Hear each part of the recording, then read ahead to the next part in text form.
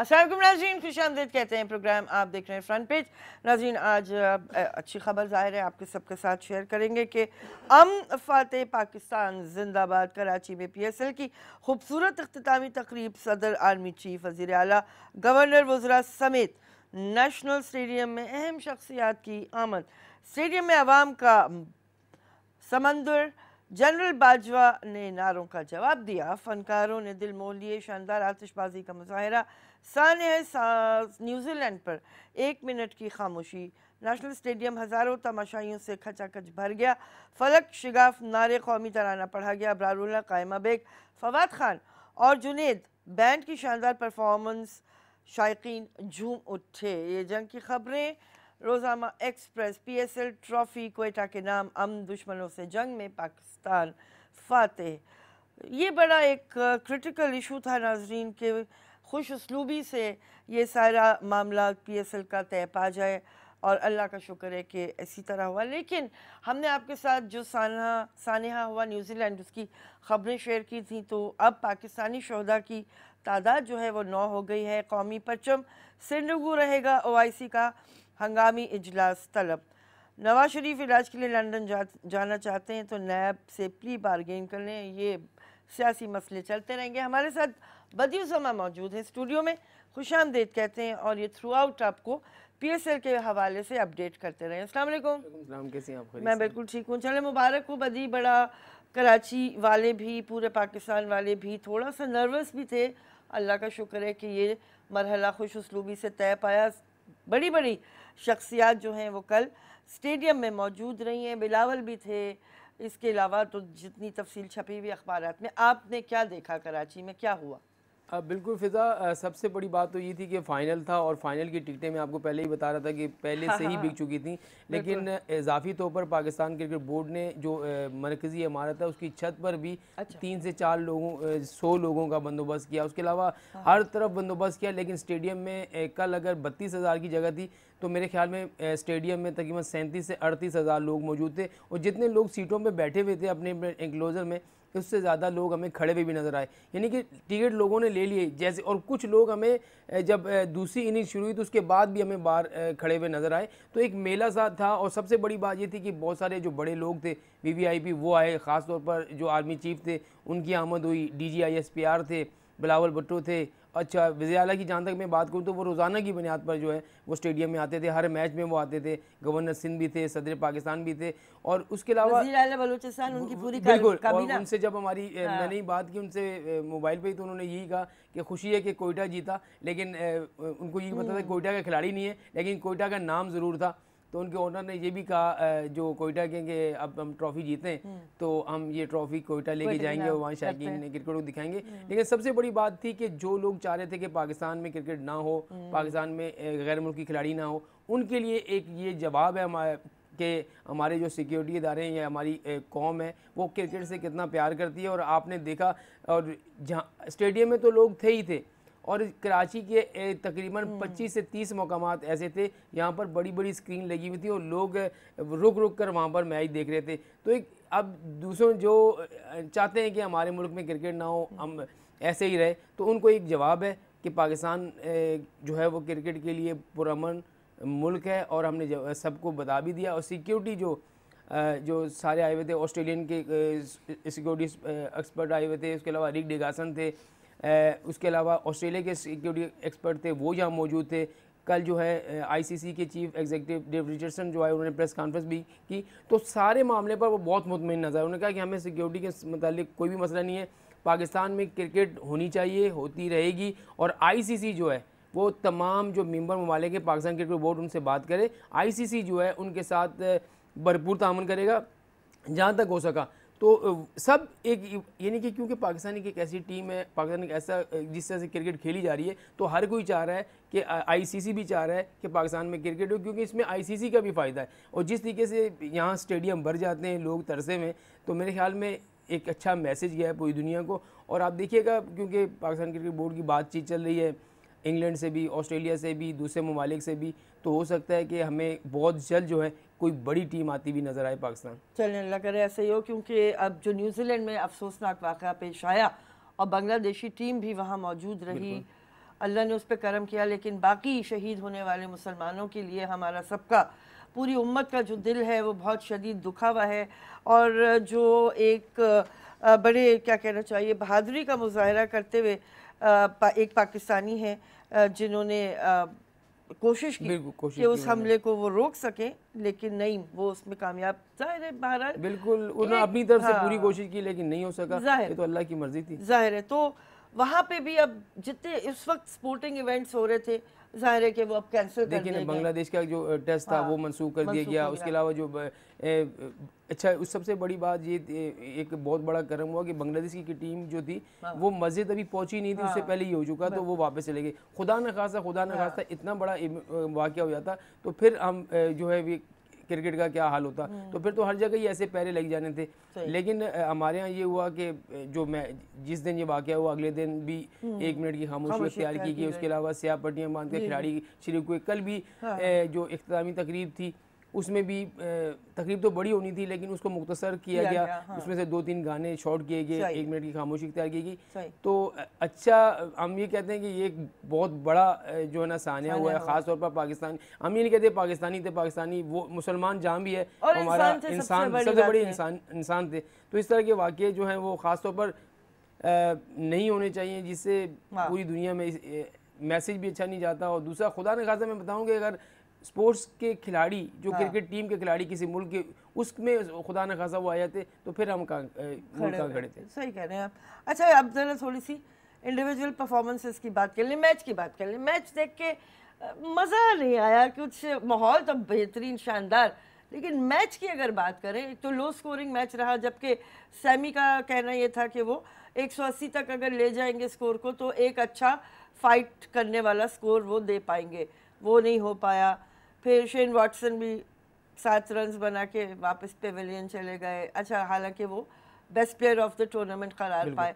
फिर तो ये जरा मैच पे तो बिल्कुल फिजा जिस तरीके की दोनों टीमें थी और जिस तरीके से वो पीछे खेलती हुई आ रही थी, तो यही लोग जो है ना वो सबको तवक्को थी, सबको ये उम्मीद थी कि बड़ा मैच होगा जो तकरीबन 180-200 रन बनेंगे। उसके बाद दूसरी टीम को टफ टाइम देंगे, क्योंकि पेशावर की जो बॉलिंग थी ना वो बहुत स्ट्रॉन्ग थी, फास्ट बॉलिंग। लेकिन कल हमने देखा कि बिल्कुल कोयटा ने आउट क्लास, यानी कि होता है ना कि एक जब वो ग्राउंड में दाखिल हुए तो उनकी बॉडी लैंग्वेज से पता चल रहा था कि ये जीत के लिए गए। और शुरू में ही पेशावर जब खेल रहा था तो शुरू के जो ओवर में ही पता चल गया था कि ये स्कोर इतना 15 ओवर में आप उनके 110 रन हुए, उसके बाद वो कितना वो करेंगे। ना पोलार्ड चले, ना आपके कामरान अकमल चले, ना आपके सैमी चले, ना जो अपना इमामुल हक चले।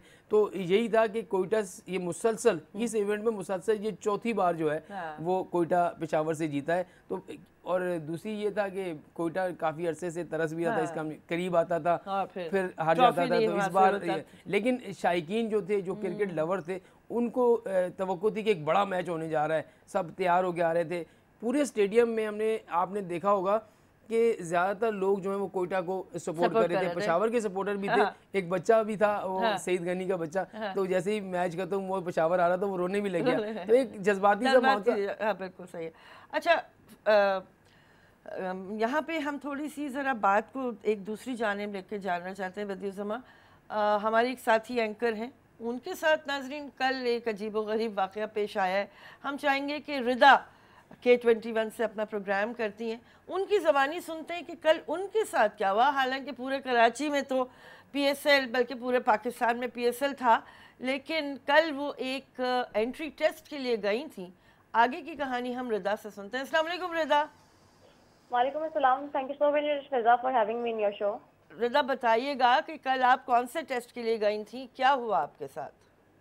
फिजा एक्चुअली एज वी नो के जिस तरह से सुप्रीम कोर्ट के अहकाम के बाद लॉ के लिए भी अब ये चीज़ इन्होंने कर दिया है एप्लीकेंट के आपने लॉ के एडमिशन के लिए एप्टीट्यूड टेस्ट एक देना है जो कि क्लियर करना है, और वो इसकी जिम्मेदारी HSC के सुपुर्द की गई है।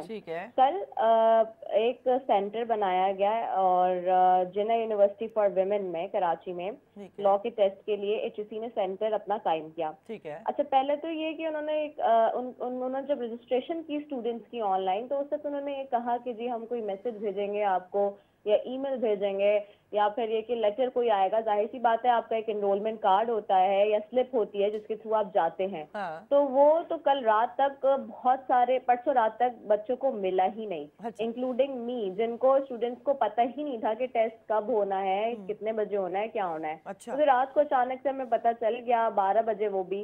तो जब हम गए हैं वहाँ पे टेस्ट देने के लिए, तो रादर देन कि उनको फैसिलिटेट करना चाहिए था, अब जब हम वहाँ पहुँच गए वक्त पर अपने 9 बजे, तो उन्होंने कहा कि जी अपने सेल फोन जो हैं वो आप रिसेप्शन पर उन्होंने एक डेस्क बनाई हुई थी कि यहाँ पे सबमिट करा दें। ठीक है। तो आई वाज लाइक ओके ठीक है, of course cell phone allow नहीं होते, आप सबमिट करा दें। अब सबमिट कराए तो उस वक्त जी एक जो वहाँ पे बैठे हुए थे लोग इंतजामिया के, उन्होंने कहा कि टोकन देते वक्त कि जी 100 रुपए दे दें। अच्छा।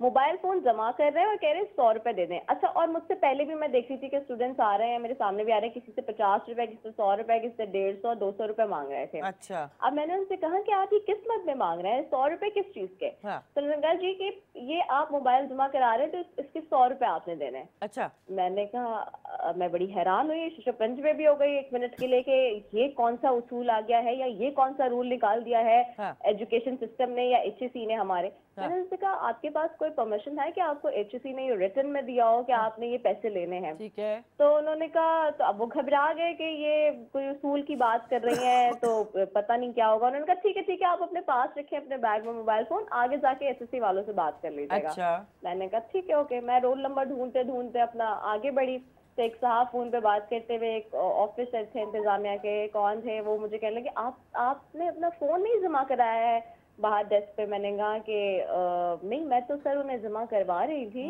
मगर सर वो मुझसे पैसे मांग रहे हैं, वो पैसे तो मैं नहीं दूंगी, रिश्वत तो मैं नहीं दूंगी, सॉरी। तो उन्होंने कहा कि ठीक है आप आगे जाएं और आगे जाके जो है वो बात करें HEC के लोगों से। मैंने कहा ओके। फिर मैंने रूम नंबर पूछते पूछते फर्स्ट फ्लोर पर चली गई, अपना रूम नंबर 3 था मुझे पता चला था। मैं वहां पहुंची तो वहां भी एक साहब फोन पे खड़े हुए बात कर रहे थे, जैसे कि उन्हें इंस्ट्रक्शंस मिल रही हो, फोन पे कोऑर्डिनेट कर रहे हो।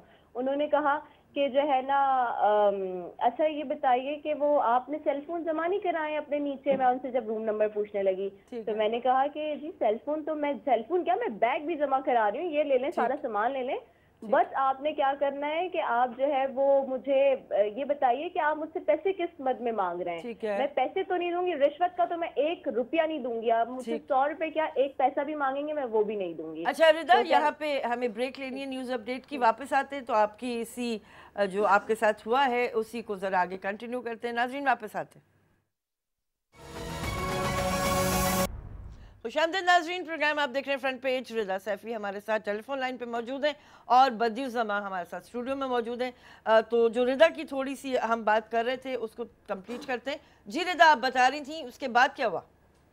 उसके बाद एक और ऑफिसर आगे थे, वो भी फोन पर लगे हुए, उन्होंने भी यही बात की। फिर ना मीनवाइल उन्होंने कहा कि जी अच्छा मैं फर्स्ट फ्लोर पर चढ़ चुकी थी और 9 बजे का टाइम दिया था टेस्ट का, और ये 9 बजे टेस्ट स्टार्ट हो चुका था और ये मुझे घुमा रहे थे। ये भी बड़ी एक अजीब बात देखी मैंने, 100 रुपए के पीछे, 100 रुपए की रिश्वत के पीछे और करप्शन के पीछे। ठीक है। अब उन्होंने कहा कि जी नहीं वो तो HSC वाले आएंगे, वो आपसे बात करेंगे ना। मीनवाइल HSC वाले एक साहब आए, एक उनके ऑफिसर, और उन्होंने बड़ी बदतमीजी से पूछा कि जी क्या मसला है आपका? मैंने कहा सर, और मैं स्टिल बड़े उससे, क्योंकि मैं उस वक्त वहाँ स्टूडेंट थी, जाहिर सी बात है, और मुझे एज स्टूडेंट वहाँ पर जो है वो रिगार्ड करना था, और डेफिनेट सी बात है हर एक की रिस्पेक्ट होती है अपनी।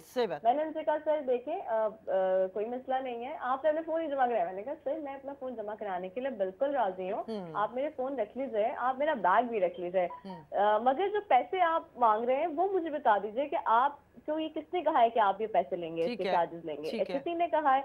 अगर HSC ने कहा है तो आप मुझे दिखा दीजिए कि HSC की ये किसी रूल के तहत आपने इंस्ट्रक्शंस के तहत इस बात को कहा हो। तो उन्होंने कहा कि जो है कहते हैं नहीं, इधर उधर आए मैं शायद करने लगे, और फिर मुझे कहने लगे कि जो है ना आप एक काम करें, आप नीचे आ जाए। मैंने कहा चलें, ठीक। तो फिर वो लेके मुझे गए किसी और दूसरे ऑफिसर के पास, तो पता चला उन्होंने कहा कि जी मैडम मैं डायरेक्टर रीजनल हेड हूँ और ये वो HSC का क्या मसला है?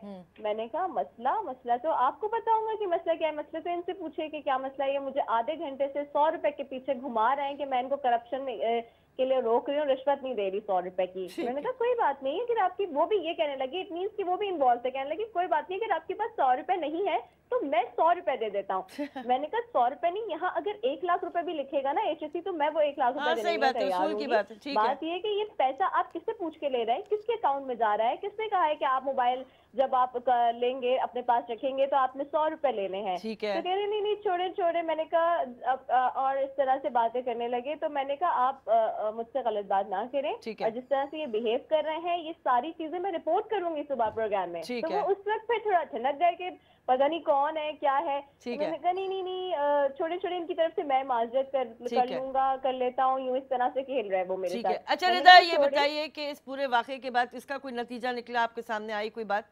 कोई ऐसी बात नहीं। उन्होंने मुझे उस वक्त तो कहा कि आप जाएं, लेकिन मेरा आधा घंटा जाया हो चुका था। 9 से 11 का पेपर था, 9:30 पे मैं गई हूँ। 11 बजे उन्होंने मुझसे पेपर एग्जैक्टली वापस ले लिया। सेकेंडली वो पैसे ले रहे थे अपने, वो करप्शन कर रहे थे, वो रिश्वत सितानी का बाजार गर्म उन्होंने किया हुआ था। क्योंकि आप ये देखें कि अगर क्योंकि शिफ्ट में इन्होंने कल ये पेपर दिए, एक शिफ्ट में अगर 1000, 2000, 2500, 3000 बच्चा है तो स्ट्रेट अवे इन्होंने 4-5 लाख रुपए तो बना लिए। बिल्कुल सही है रिदा, बिल्कुल, बहुत शुक्रिया, आपने अपना मौक़िफ़ दिया। हम कोशिश करेंगे नाज़रीन इस वाक़े की मज़ीद तहक़ीक़ भी करें और HEC की लेवल पर या वज़ीर तालीम की लेवल पर ज़रूर इस मामले को उठाएं।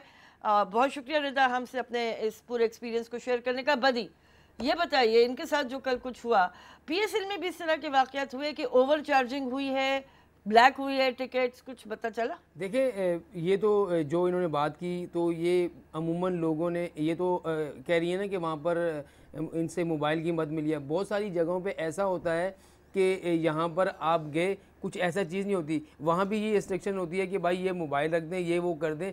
आप ये तो 100 रुपये की बात करें, लोग 10-10, 15-15 रुपये पे भी वो करते हैं। तो वो 15-15 रुपये भी अगर 1000 आदमी जाता है तो कितने बन जाते हैं। तो ये हर जगह करप्शन का बाजार गर्म है। और दूसरा जो PSL की आप बात कर रही हैं, तो यहाँ पर कुछ लोग ऐसे एजेंट, कुछ ऐसे लोग भी थे, माफिया था कि जिन्होंने टिकट पहले से ब्लैक में ले लिए थे।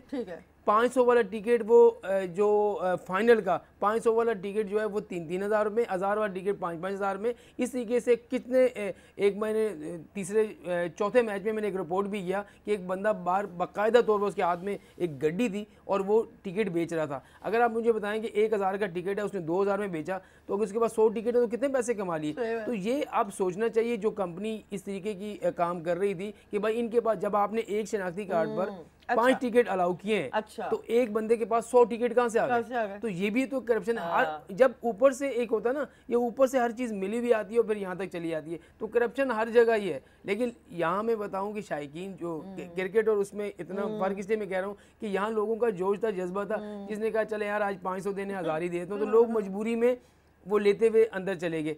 तो ऐसा होना नहीं चाहिए। कम से कम एक ऐसा कानून होना चाहिए, चाहे वो तालीम। अब एक स्टूडेंट है, उसके पास अगर वो यूनिवर्सिटी ले गई 200 रुपये जाता है, तो वो 100-150 उनको दे देगा, उसके पास क्या बचेगा। तो ऐसा तो नहीं होना चाहिए। लेकिन ये हर जगह करप्शन हो रही है। वज़ीर तालीम को ज़रूर इस बात पर एक्शन लेना चाहिए। और हम जो पाकिस्तान क्रिकेट बोर्ड को इसको कहेंगे कि इस तरीके के टिकट जो ब्लैक हुए हैं, और कल जो मैच हुआ 32,000 की जगह थी और उसमें कम से कम हमें नजर आए 37 से 38,000 लोग वहाँ पर नजर आए। अच्छा, सिक्योरिटी इतनी टाइट थी तो वो लोग वहाँ तक कैसे बगैर लेकिन टिकट बेचना। अच्छा, टिकट तो था उनके मैं कह रहा हूँ टिकट है उनका। 32,000 आपने टिकट की जब गुंजाइश है वहाँ पर, आपने 37,000 टिकट कैसे बेच दिए। मैं कह रहा हूँ कि मैं हर इनक्लोजर में गया, इमरान खान इनक्लोजर में गया, तो यहाँ पर लोग सीढ़ियों पे भी बैठे हुए, नीचे भी खड़े हुए। अब पीछे वालों को मैच देखने में काफ़ी प्रॉब्लम हुई। तो जो भाई गुंजाइश है उसी को दो। तो ये गेट मनी होती है, करोड़ों के हिसाब से जाती है। अब देखते हैं कि जो शो कितने होते हैं और बिके कितने। ये बात भी सही कह रहे हैं।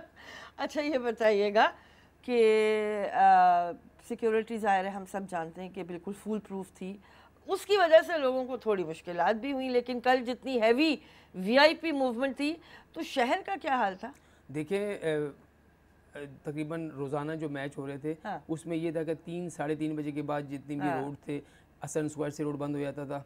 फिर या आप यहाँ से जाएंगे तो लियाकत नेक्स्ट हॉस्पिटल से बंद हो जाता था, कारसाज से बंद हो जाता था, डालमिया से बंद हो जाता था। तो बहुत सारे लोगों को परेशानी। देखें जब वर्किंग डेज होते हैं ना, इसमें लोगों को परेशानी होती है।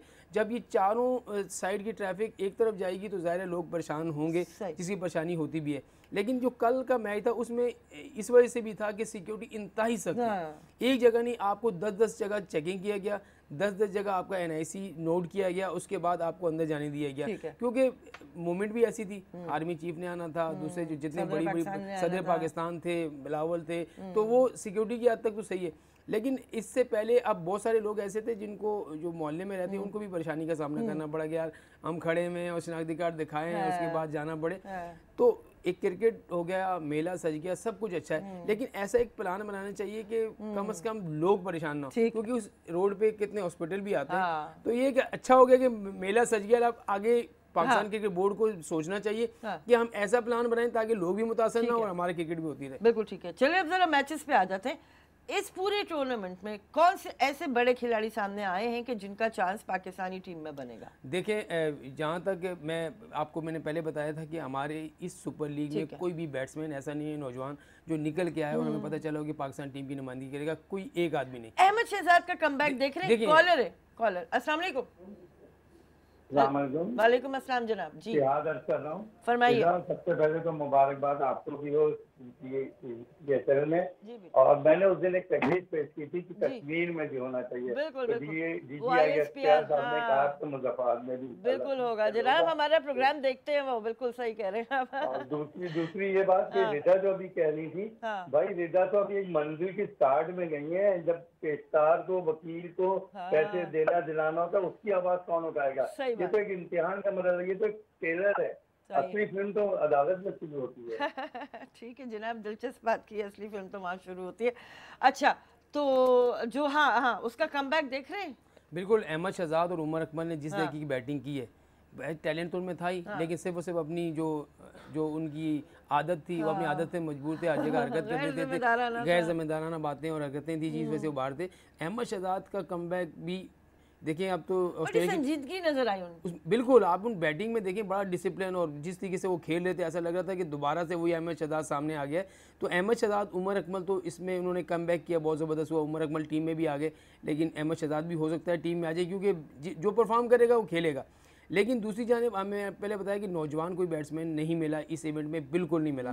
लेकिन आपको अच्छी बात यह है कि कम से कम 4 से 5 ऐसे बॉलर्स आपको जरूर लगे। बड़ी तारीफ हुई है। ये मोहम्मद हसनैन जो है, बिल्कुल 19 साल का, 18 साल का लड़का है, ये बड़ा अच्छा आपके पास मिल गया। अभी ऑस्ट्रेलिया के खिलाफ होम सीरीज़ है, उसमें भी उसका नाम आ गया है। उसके अलावा एक लेफ्ट आर्म लेग स्पिनर है कराची से जो खेले था, एमर्जिंग प्लेयर उमर खान, वो आपको बहुत अच्छा मिला है। उसके अलावा एक लाहौर का RS रऊफ था, वो आपको अच्छा मिला है।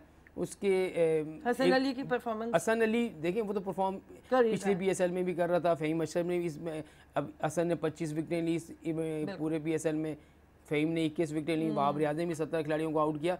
तो ये तो परफॉर्म कर रहे हैं, लेकिन अब ये देखना ये कि हमें आगे बैट्समैन कैसे चाहिए। और बैट्समैन अहमद शहजाद से जब हमारी बात हुई तो उसने कहा कि PSL से हमें बैट्समैन नहीं मिलेंगे, हमें बैट्समैन वही मिलेंगे जो हम 4 रोज़ा क्रिकेट या डोमेस्टिक क्रिकेट से करेंगे। तो ये है, बॉलर जरूर हमें 4 से 5 आपको नजर आए, लेकिन बैट्समैन ये इसके ऊपर पाकिस्तान क्रिकेट बोर्ड मकसूद की भी परफॉर्मेंस, मकसूद की बिल्कुल जो है ना वो आउट ऑफ ठंडी नजर आई। और दूसरा हम सिक्योरिटी की बात भी कर रहे थे ना, देखें सिक्योरिटी वो सही है, टाइट थी, लेकिन वो हमारे लिए थी, शायकीन के लिए थी।